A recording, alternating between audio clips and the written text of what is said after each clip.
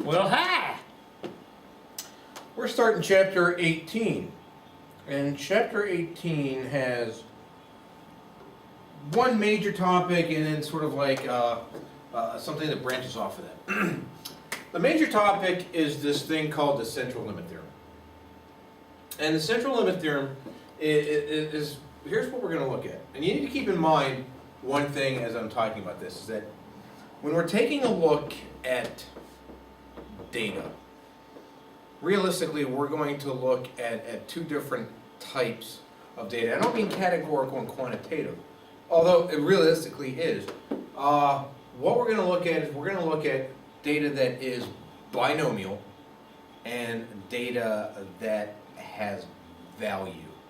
And by binomial I mean like success or failure. So it's proportional. Either you have success or you don't, and you would have the number that meets your criteria versus the number that doesn't. And then you have standard data like a means and things where you would take an average of, something like that. And what we're going to look at is we're going to look at this right here. This is kind of like a cool thing. Okay, so say I have a data set, and what I'm going to do is I have this data set. Look at this data set. This is relatively normal, and there's a mean of 16, and the median happens to be 16, and a standard deviation of 5. And what I'm going to do is I'm going to take a sample of size 5. Okay, so I'm going to look at what that looks like. So I take a sample of size 5, and there it is. And I get this distribution. It's like, oh, look, there it is. And I sit there and say, hey, does that really represent this data? And the answer is, by itself, no. And I would expect that, it'd be quite possible that if I'm sampling from this and I'm truly choosing randomly, that I could get a value out here. And that's not going to necessarily represent this. I would expect that there could be some form of sampling error. And that makes a lot of sense, because we've talked about sampling error before, is that, if I do a sample, it's not necessarily going to be representative of the population. If I do a whole bunch of samples, however, that should be representative, or if I do a large sample. But if I've got a small sample like size 5, that's not going to be representative. So here is this sample, and here's the mean. And the mean of this happens to be 13.2, and it's down here, and here's the actual mean at 16 of the distribution. Sit there and say, well, you know what, it doesn't really represent it. So here, what I'm going to do is I'm going to do it again. There's another one. 1, 2, 3, 4, 5. And then this one out here seems like it's kind of like big, but then I've got 4 down here that are small, and I've got that value right there, and now the mean of these two, and I'm going to keep these means, the means of these two is 14. I'm like, hey, you know what, that just got closer. So then, let me do it again. And then there's another mean, and now my mean is of this, and this is a distribution of means from different samples.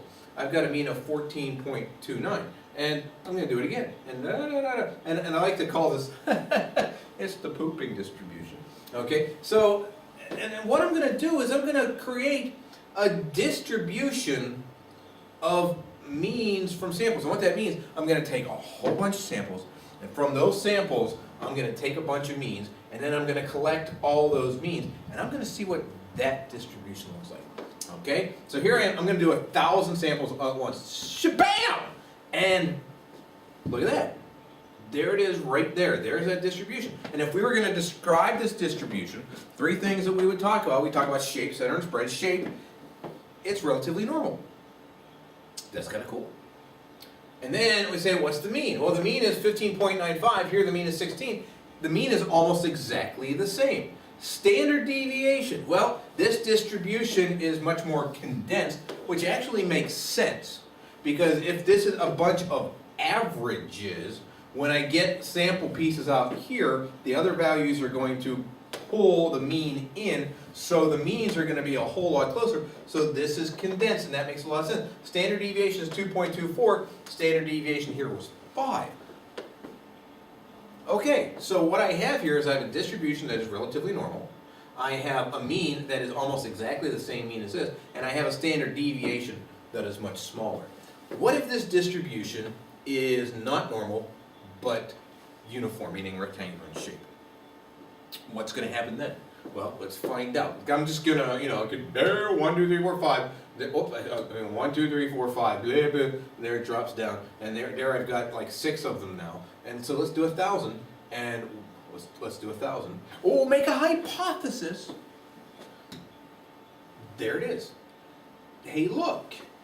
It's relatively normal. The mean here is 15.96. Mean is 16 up here. That's actually consistent with what happened last time. The mean was the same. This is relatively normal. Is it more condensed than this one is? Yeah, some. Standard deviation here is 9.52. Standard deviation here is 4.14. It's almost cut in half. That's interesting. Let's make one that's skewed. Hey, look, this one's skewed to the right. Okay, so let's make a prediction. What's the shape going to be? What's the mean going to be? What's the standard deviation going to be? 1,000. Bang.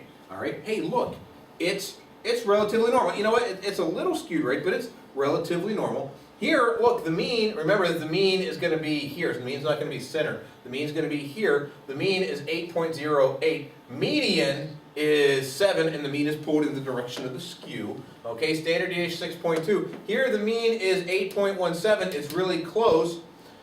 Median is 8. But because this is relatively symmetric, mean and median should be the same thing. Standard deviation 6.22, standard deviation 2.78. It's a much more condensed distribution, so therefore it makes sense that the standard deviation is going to be smaller. I wonder if this works for anything.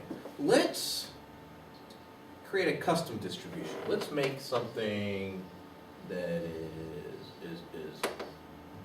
binomial. You know what? Let's get rid of some of this. There we go. There we go. Look at that. Okay. And here we've got a mean of 18.24, standard deviation of 8.31. Okay, so the mean is 18.24. Does that mean the mean is going to be where the mean is? And is it going to be symmetrical? And it's relatively symmetrical. A little bit of skew here, but it's relatively symmetrical. Mean is 18.31, 18.24. Standard deviation should be smaller, 8.31, 3.62, and it holds.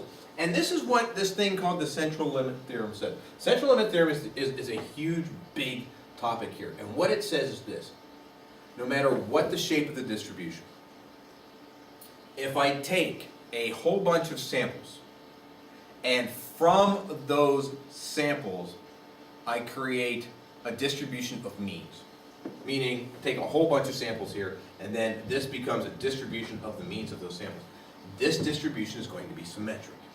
And it's going to be centered, meaning its mean is going to be the same mean as what the population was. Now, why does this help me? Because I can take any distribution, any shape, and I can create a normal distribution based off of this. And if I have a normal distribution, then I can use mean and median. And if I have mean and median, then I can use probably Z. And Z is really, really, really powerful. And that's what the Central Limit Theorem said. And you know what? This is going to hold not only for means, but it's also going to hold for proportions too. Because if you think about what a proportion is, it's kind of like a mean of a sample. Because you're taking a sample, and then you're saying how many of these are successes. So it is kind of like a mean of a sample. And if I have a whole bunch of sample proportions, I would have this distribution. And this distribution is called a sampling distribution. And that's another big part of what we're talking about here, is a sampling distribution. So we've got the Central Limit Theorem. And what it says is the sampling distribution of any mean or proportion is approximately normal. So if I use means, if I use proportions, what's going to happen is that if I take a whole bunch of proportions, and I create a distribution of proportions, meaning a sample, and I get a proportion from that, and you know, the number of successes out of like 30, and I say, okay, I do that once, I do it twice, do it a whole bunch of times, I'm going to have a whole bunch of little proportional values, and I create a distribution of that, it should be normal. And the mean of that distribution, we'll talk about that, okay? Same thing with means. If I take a whole bunch of samples and I create a whole bunch of means, that distribution is going to be normal as well. And the mean of this distribution is going to be the mean of the population distribution. Wow. Okay.